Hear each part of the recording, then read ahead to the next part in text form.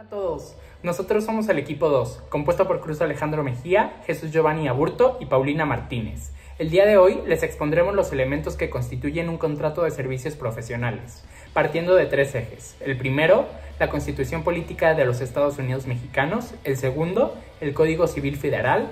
Y el tercero, la Ley Reglamentaria del artículo 5 de la Ciudad de México, junto con las cláusulas que debe tener un contrato de prestación de servicios profesionales en materia profesional y empresarial.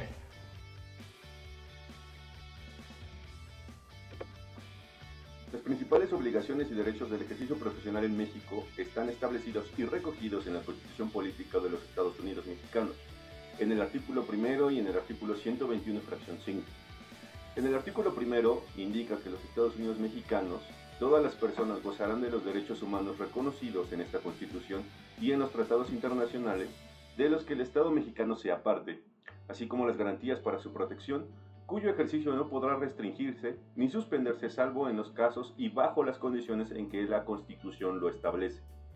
Mientras que en el artículo 121 nos indica que en cada entidad federativa se dará entera fe y crédito de los actos públicos, registros y procedimientos judiciales de todas las otras.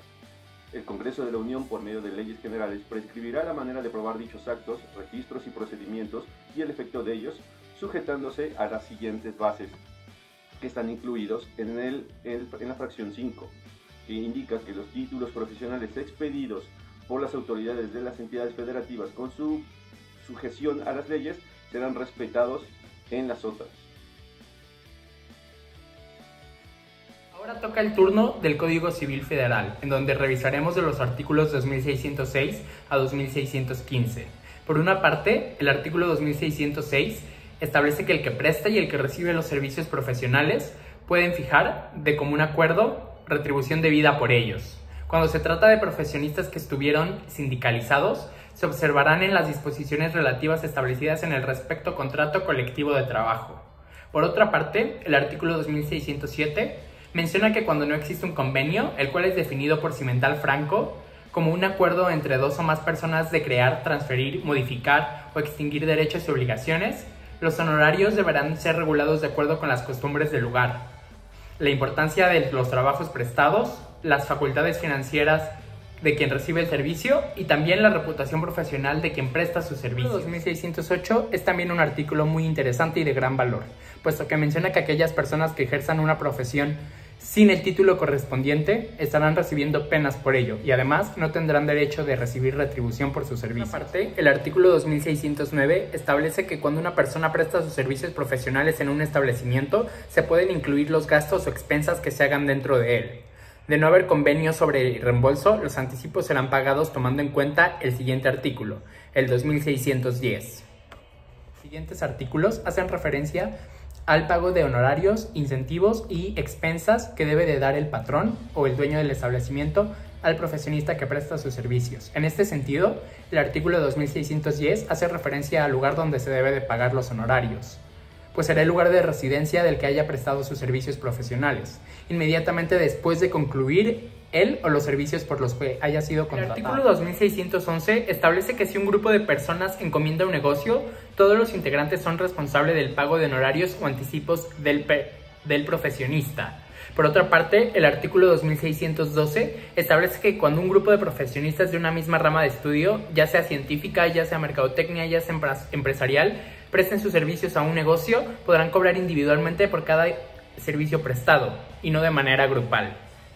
El artículo 2613 salvaguarda los derechos de los profesionistas, pues establece que todos tenemos derecho de exigir nuestros honorarios, independientemente del éxito o fracaso del programa, salvo que el contrato o el convenio establezca lo contrario. El artículo 2614, el cual es muy interesante, menciona que cuando un profesionista no puede seguir prestando sus servicios, independientemente del motivo, deberá de avisar con tiempo y con oportunidad a la persona que lo ocupe, es decir, su jefe inmediato, quedando obligado a satisfacer los daños y perjuicios que pudieran surgir en caso de no notificar con anterioridad.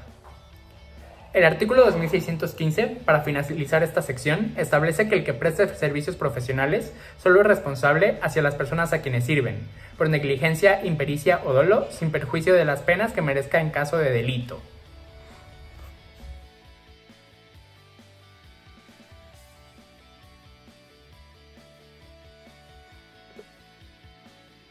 Por su parte, la ley reglamentaria del artículo 5º constitucional nos da las cláusulas que debe contener como mínimo un contrato de prestación de servicios profesionales, destacando su objeto contractual, los servicios profesionales pactados, los honorarios, las expensas, exclusividad, confidencialidad, interrupción, terminación y solución de conflictos, ley y foro aplicable.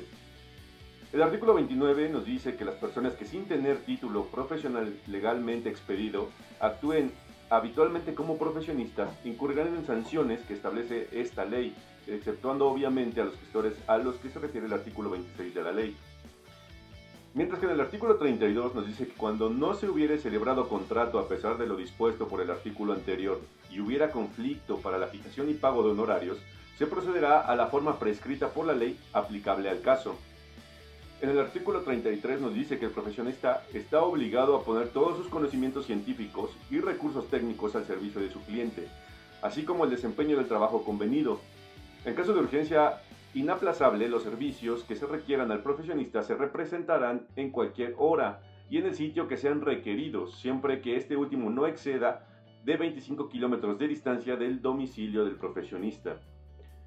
En el artículo 34 nos indica que cuando hubiera una inconformidad por parte del cliente respecto al servicio realizado, el asunto se resolverá mediante juicios de peritos, ya en el terreno judicial.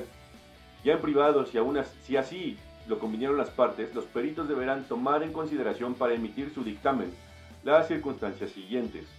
1. Si el profesionista procedió correctamente dentro de los principios científicos y técnica aplicable al caso y generalmente aceptados dentro de la profesión de la que se trate. 2. Si él mismo dispuso de los instrumentos materiales y recursos de otro orden que debieron de emplearse, atendidas a las circunstancias del caso y el medio en que se presente el servicio. 3. Si en el curso del trabajo se tomaron todas las medidas indicadas para obtener buen éxito. 4. Si se dedicó el tiempo necesario para desempeñar correctamente el servicio convenido. Y 5. Cualquier otra circunstancia que en el caso especial pudiera haber influido en la deficiencia o fracaso del servicio prestado. El procedimiento a que se refiere este artículo se mantendrá en secreto y solo podrá hacerse pública la resolución cuando sea contraria al profesionista.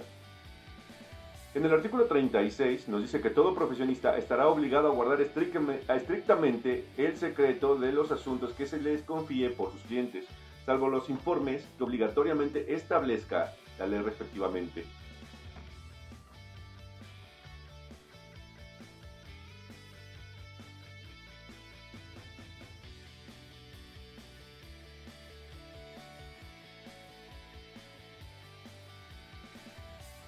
Hola, mi nombre es Paulina Martínez y les estaré presentando el marco general de las cláusulas que debe contener un contrato de prestación de servicios profesionales.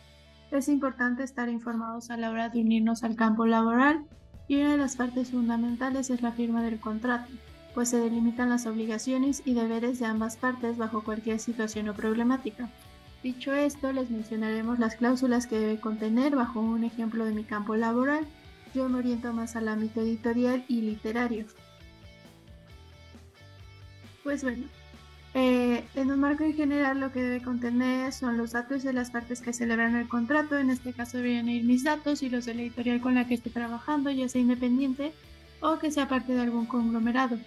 Servicios a prestar. Aquí se estipula los deberes laborales para que no haya malentendidos o de pronto estés en otra área que no corresponde a tus habilidades. En mi caso tendría que estar en el campo de edición, corrección de estilo y proceso de publicación, etc. Pero pues siempre dentro de esta área, ¿no? Hay que recordar que esta parte debe ser lo más claro y detallado posible. Después están los honorarios. Esta parte es importante porque define la forma de pago en retribución a tus actividades, así como la recurrencia. Aquí entran ciertos beneficios y las horas extras para que tú puedas diferenciar, y también debe determinar la fecha, el monto, el método de pago y el cual puede ser efectivo, cheque o transferencia electrónica o bancaria.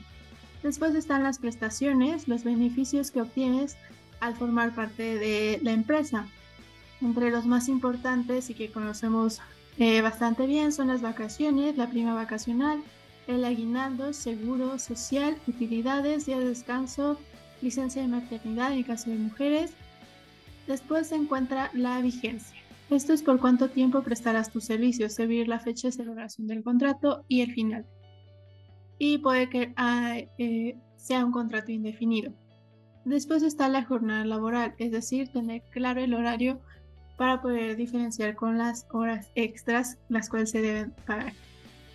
Después están las condiciones y obligaciones de las partes que celebran el contrato, lo que debe cumplir cada parte durante la vigencia, así como la resolución de conflictos.